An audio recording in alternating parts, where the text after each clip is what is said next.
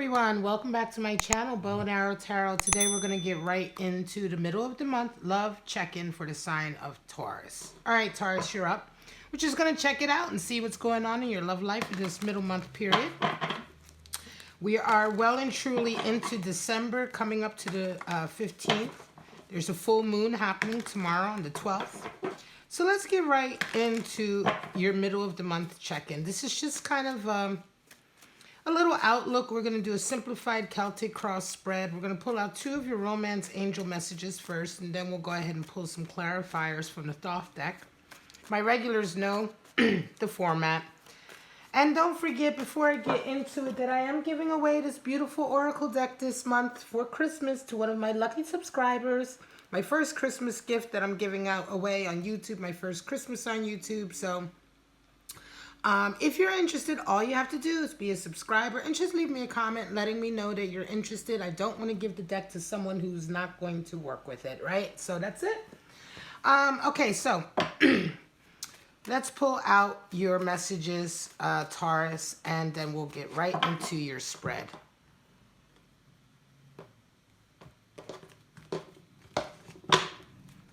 First out, we have romantic feelings. Lovely. You are feeling real. Your feelings are real and worth exploring. And chemistry. Wow. There's a strong magnetic attraction here. So two very, very compatible energies, messages. Very nice. So let's get right into your spread, my lovely, lovely Taurus. And your 2020 outlook for love and general outlook has been done. Those readings are up and in the description. And you might want to check out the December full month love reading, which is much more in depth. This is just a little check-in, a little update to see where you may be at. And this reading may or may not resonate with the full month reading, maybe for a different Taurus altogether. I myself am a Taurus rising. Ooh, ooh. I love Taurus. I'm a Sagittarius, but I got that bull rising, and I'm grateful for it, you know, that grounding energy for all of that fire is very, very good. So let's get right into it.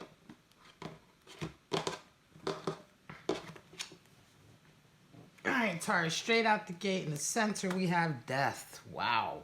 Boom. 9 of Wands. All right, 2 of Swords. Knight of Cups. We have, ooh, my toxic card, 8 of Swords, and we have the Lovers coming out. All right, Taurus. Bottom of the deck, we have 2 of Pentacles. A lot of financial ups and downs and changes. Let me move this all up a little bit. Here we go. All right. There we have it. Wow. Okay, so bottom of the deck, like I said, you have 2 of Pentacles, a lot of upheaval, a lot of changes financially. Some of you are juggling a lot of responsibilities, Taurus. Right now, it's all about your money game, your coin, right? Please do check out your general 2020 outlook, which was blazing for those of you who are manifesting goals in your material world. I mean, really blazing. Very, very good year for some Tauruses coming up. But of course, there's always some flux and some change involved. And so there you have your 2 of Pentacles. Now let's get right into your reading. Death and the 9 of Wands. Wow, change is on the horizon, Taurus. Right?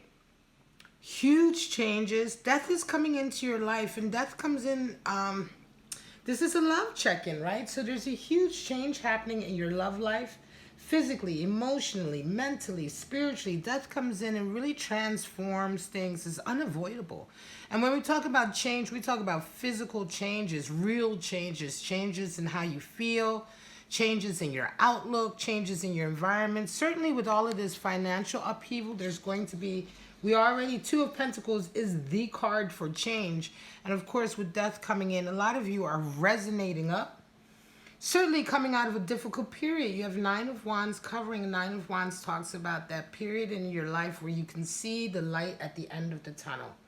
You're almost at the end of the finish line. You're almost ready to lay down a particular burden. I'm sorry about that background noise.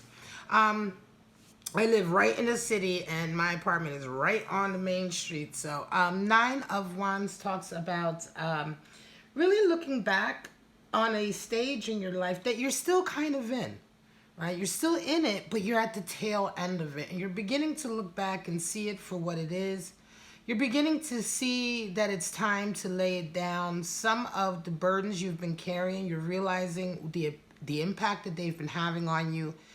And now is the time, for a lot of you, now is the time to sort of dig deep and make that last little push through so you can come out of that tunnel, right? So you can lay these burdens down. The next card, of course, is Ten of Wands, and the Ten of Wands, we see a laying down of that. Now, conscious and unconscious. Right now, some of you are faced with a pretty difficult decision. Two of Swords talks about a decision coming in, an impossible decision. Two of Swords is land of indecision. Oftentimes it's called. It's, you know, it's when you're between a rock and a hard spot. You know, it's when you are, you know, you don't know which way to go. Neither option seems right. Right? You can't seem to live without either of them. And oftentimes, Two of Swords is a period in your life where you really need to find balance more than anything. It may not be about making these two choices at all. Oftentimes, Two of Swords can be a choice that we feel like we're forced to make, right? Like it's been imposed on us. And that's really what you're thinking about right now, this middle month period. It could be that for some of you, you're kind of dealing with, should I stay? Should I not stay? You have a Knight of Cups in the back of your mind. I'm going to say some of you, Taurus, you may indeed be involved with someone, but somebody new is coming around, right? Somebody new is coming around. Right now, it seems as though you're in a position right now. I'm going to say this is going to be definitely, for some of you, a choice between a current lover that you're really not that happy with and suddenly someone new coming into you that you have off-the-chain chemistry with. And you're like, uh-oh, what do I do? What do I do? What do I do? You know, which way do I go? This new Knight of Cups is coming in. I can't stop thinking about them. But I'm still stuck in this situation. Some of you, Taurus, are still in a situation with some burdens. This is why death is coming in for you. This huge change in your life is coming. And right in the middle of this change comes this Knight of Cups for you. Eight of Swords and Lovers is the energy you're entering into this month with. And it's very much, Eight of Swords is like very sort of, what do? I don't know. Eight of Swords is toxic energy in a lot of ways. It's a feeling of not really...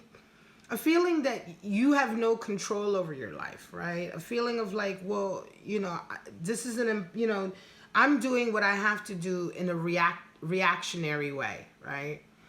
Eight of Swords is somebody who kind of really blames everything on the rest of the world, in a sense, like, I wouldn't have to act this way if you didn't act this way, or I wouldn't have to treat you this way if you didn't treat me this way. It always seems to be somebody else's fault. There always seems to be another reason why this person is behaving the way they're behaving. And it can be very toxic energy. Some of you, Taurus, may be resonating with this right now. You're coming into the month with a little bit of this energy. And I feel like some of you are feeling a little bit like this. But take care. Because Eight of Swords is a very toxic energy. But there is a side to it that is valid. It can be, sure, that at times in our lives, because of the way we've been treated, or because of alienation that's come into our lives, right, that we react a certain way or we behave a certain way. And initially we can say, okay, that's fair. We're only human, and humans, you know, have feelings, and, you know, we're not perfect people. We're not perfect beings. We're imperfect beings, right? However, once you get to a point where you're completely bound and blindfolded, this is when this energy can get toxic. Take care, Taurus, not to be too much blaming the rest of the world for where you're at right now. If you are stuck between two lovers, it's not their fault, right? So you're gonna, you know what I mean? To make sure you take responsibility if you're getting caught up in something, you know. Try not to fall into that trap of like, well, if I wasn't so unhappy with you, I wouldn't be looking elsewhere. That's not really a fair, you know, that's, it may make sense to you, but at the end of the day, you have to take responsibility for your own decisions, you know. You know, if you're in an unhappy relationship with someone that's been a real burden, then your responsibility is to deal with that. right? To say that, okay, because you make me unhappy, I'm forced to go look elsewhere is not true. No one forces us to do anything, right?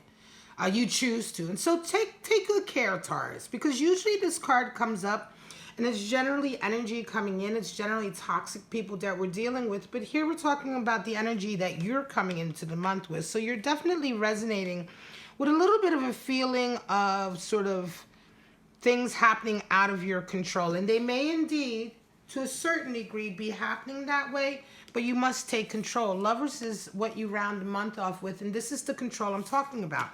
In fact, because Lovers is, of course, associated with Gemini, but with the Lovers card, we see that a true union is full of contradictions. It's two halves of a whole, but those halves aren't equal. They're equal, but they're not exactly the same. It's almost like puzzle pieces, right? The two pieces are different, but they fit together in perfect unison. And so Lovers talks about the work, right?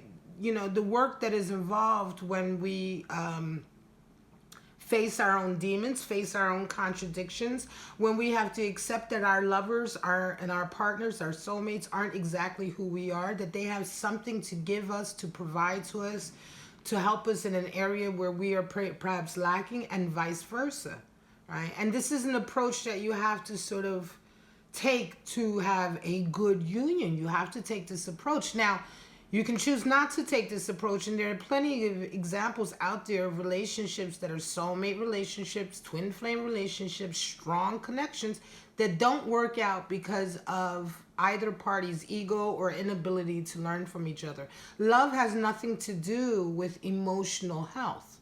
You can love somebody and still be emotionally unhealthy, okay? Love is everywhere. You know, love is special, but it's not special in a way, if you know what I mean. We have love everywhere, and love is something that can come to us in all areas of our lives. There's always opportunity for love, but whether or not you have a connection that is healthy, that is emotionally healthy, that is the goal. That is what we work towards, and that is why just because you love someone, you're not necessarily involved with them, right? So in this way, it's interesting. You do round this period off with a sense of trying, of understanding what it takes to have a real union. It could very well be, I'm going to say for some of you, it could be that this current union changes, right? That something changes in this current union, and that that you're willing to sort of work on it together. But I really honestly, my energy doesn't feel that way. It feels very much like your current union. The only thing I see about your current union is this Nine of Wands, Eight of Swords, in the sense that it's been a struggle, right? It's been a struggle. It's been a burden. It's been a lot of downs, maybe a few ups, but a lot of downs. It's become very oppressive.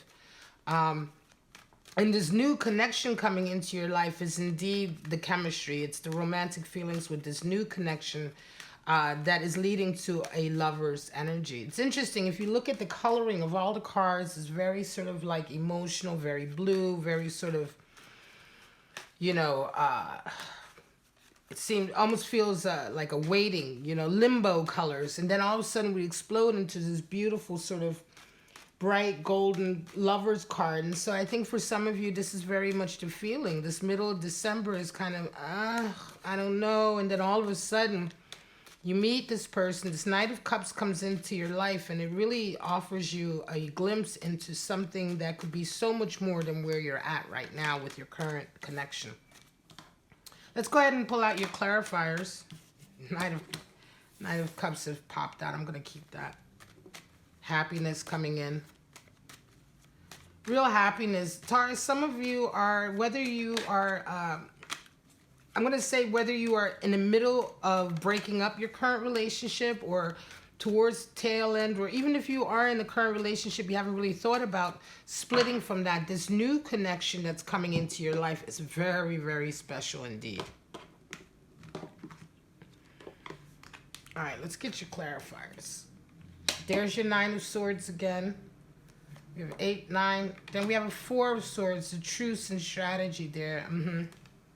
The World and the Ace of Wands. Absolutely a new connection coming in. and a happy one. Bottom of the deck, we have six of wands. So a victory coming in also. Let me move this up a little bit. All right. Oh, now come the trucks. Isn't that lovely? All right, guys. So yeah, Nine of Swords. A decision is needed to be made, because Nine of Swords is like, okay, enough's enough. Cruelty. You don't want to be cruel.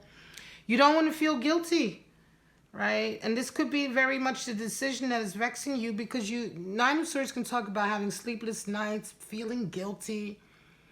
It's Mars and Gemini energy, so we're talking about flip-flopping. Oh, I don't know what to do. Do I go this way? Do I go that way? I don't want anyone to be hurt, but I want to be happy. This decision is really causing you a lot of pain. It's causing you a lot of sort of guilt and regret, right? Just a lot of worry. Just a lot of worry, because Taurus, I think that it's not that you want to hurt anyone, but you want to be happy, and you see the writing on the wall already, right? Bottom of the, back of your mind, bottom of the spread, Knight of Cups, we're covered by Four of Swords. Absolutely, this person comes in and right away you feel like, oh shit, I need to figure out what to do next. You know, you call a truce. It could very well be that this Knight of Cups comes in and really sweeps you off your feet, and you say, hang on a second, I need a moment to think. I'm involved with somebody, and even though I'm not happy with them, I'm not totally happy with just cheating on them or just leaving them or what have you. This Knight of Cups energy that has come into your life, the chemistry is so off the hook, Taurus, that you are really kind of like, oh, let me just think about everything. You know, let me just go back. I'm going to call a truce. Time out, everybody. Time out. This is too much emotion. This is too much going on. I need to think about it. Four of Swords talks about maintaining stability. You want to maintain the stability that you've worked so hard for, but this Knight of Cups has just really swept you off your feet. Eight of Swords covered by the Universe card. So the Universe card talks about a feeling of life really working in your favor. You're literally dancing on air. You're dancing on top of the world. The eye of the divine, the eye of Horus, which is oftentimes associated with the eye of fate and destiny, is shining on you. Everything seems to be working out for you. It's almost as if, you know, all the obstacles are slowly being lifted, right? Any sort of veil over which way to go or confusion, all of that is lifting. Everything is clear. And over that Eight of Swords, and I think that this new individual coming in is going to very much get you to wake up, right? Wake up to some of this toxicity that you may have begun to start adopting because of the unhappy relationship you're in, right? And the universe is letting you know, hang on a second. You're right where you're supposed to be. Take control of it, though, right? Take responsibility. You know, the Universe card talks about, you know, the divine, you know, working in concert with you, working together with Spirit in order to manifest your dreams. But that means working together with Spirit, not just asking and hoping and praying for the universe to bring something to you. Meanwhile, you do nothing. You know, you can't continue to remain, or you can't go down this rabbit hole and then think that the universe is going to save you because you've prayed enough or you meditated enough. You must put the effort in. You must. You know, it just doesn't work that way. You know, you have to, you are in control of your own life and your own destiny. And the universe very quickly gives you reaffirmation, very quickly will work with you. But only once it sees that you've made the steps and intention to get out of the situation that you're in. If you don't like your life or your love or your relationship, change it. And then the world and its energies will work for you. The universe and its energies will work for you. And again, Ace of Wands comes out to clarify. And I kept this Nine of Cups because this is a real wish fulfillment. Happiness. Let me pull this one up. Also, happiness is, this one fell out of the spread. Normally, I don't take cards that fall out because I like to pull the cards in a nice, consistent, focused way. But sometimes they pop out and Spirit calls me to keep it. And Nine of Cups I kept because this is a very happy union, Taurus. I am going to say this lover's union is absolutely something new. Ace of Wands indicates something new. And it is also the great phallic symbol in the deck. So when we talk about chemistry is really off the hook. Ace of Wands. Ace of Wands can also indicate a new creative endeavor or something that you feel very passionate about that you're starting. But of course, that can be a relationship, right? And certainly a relationship that makes you feel extremely passionate and literally turned on and excited with the chemistry is riding high. That is all Ace of Wands energy too. So this has just come out to clarify that indeed this is definitely talking about a Taurus out there who is either in a current relationship that they're very unhappy with or coming out of a current relationship they're unhappy with, and have met somebody this middle of December period that is absolutely everything they wanted. You know, victory comes in. 6 of Wands. Oh, and look at that. Right underneath we have 2 of Cups. Beautiful. The victory comes in with this union, this new union. 6 of Wands is victory. It's Jupiter and Leo energy. There's Jupiter, there's Leo. Jupiter and Leo energy. So, I mean, you can imagine this is good fortune favoring you and the spotlight being on you. A victory that is very public. Right? Everyone can see that you are happy, and I think this is very much where you're going to be with this relationship, definitely coming into 2020. All right, guys, I'm going to leave it. This is your middle of the month love check-in. It's just a little check-in, but this is very nice, I'm going to say. You know, only because love is there, a new love, a better love, a good love. You know, I always tell my, when I do private readings for people, and a lot of times, most of my readings are about career or love, right? Abundance. Most of them are really about love and love relationships, especially the private readings. And oftentimes I say to people, and people say, well, I know that they're my soulmate. I know that they're my soulmate, but,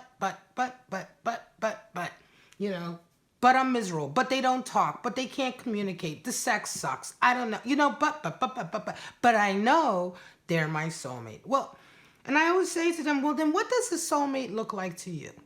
When you think of your perfect soulmate connection, the type of relationship that you see yourself happy in, right? For the next 20 or 30 years, what does that relationship look like for you? And is this current relationship you're in that you are insisting is your soulmate, but, does this current relationship look like that? You know, does it look like that? And if it doesn't look like that, why are you settling for it? You know, why is a half a relationship or a quarter of a relationship good enough for you?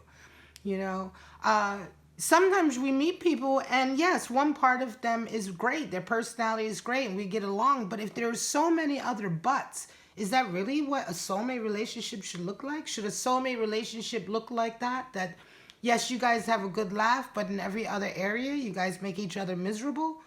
You know, so if that's the case, then great. Then you found your perfect match. But if it's not the case, if you want more for your life, then sometimes you have to give up a relationship or you have to work on it. You have to say, you know what?